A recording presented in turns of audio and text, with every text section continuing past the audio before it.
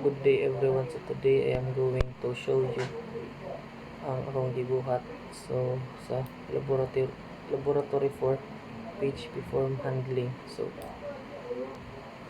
create a basic student form using PHP where you can submit to the server the student's information and sends back to the client as a plain HTML.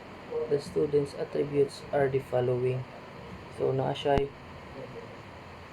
ID number, last name, first name, middle name, date of birth, contact number, naka Philippine code number siya or plus 63, and then address in case of emergency, guardian name, mobile number, o address. So don't use any databases for this laboratory.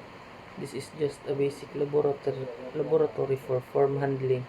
In PHP, use post method to send to the server. Make a video presentation while developing your system and explain what are the process in the server side. So, kita na sa inyo ang code.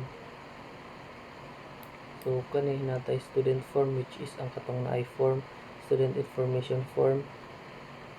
So, natay label diri na ID number and then para maka-input siya ang user, and then ang input type niya kay text, and then ID number kay number, and then name niya kay ID number gyapon, and then na siya yung method na post para makakuha siya sa server, and then mora man siya balik-balik lang, and then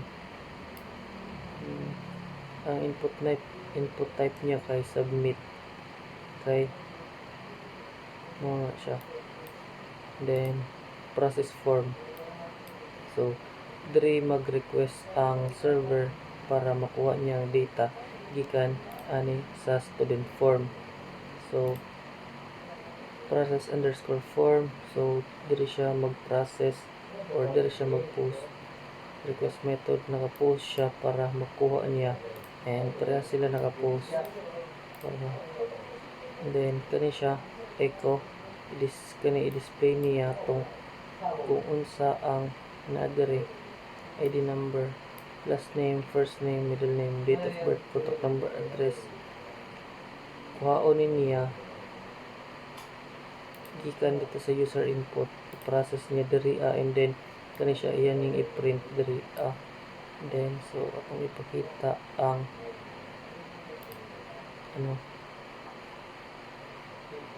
itong buhat na to.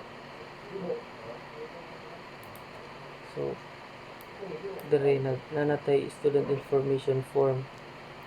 So nanatay nagbutang na tag ID number, last name, first name, middle name, date of birth, contact number, address, guardian name, mobile number ug address. So try na to og submit.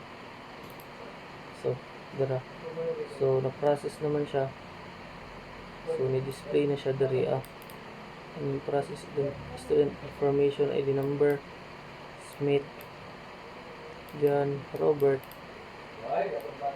March 1, 2000, then morning yung number, address in case of emergency Smith, yung guardian name, guardian mobile number, then guardian mobile address. So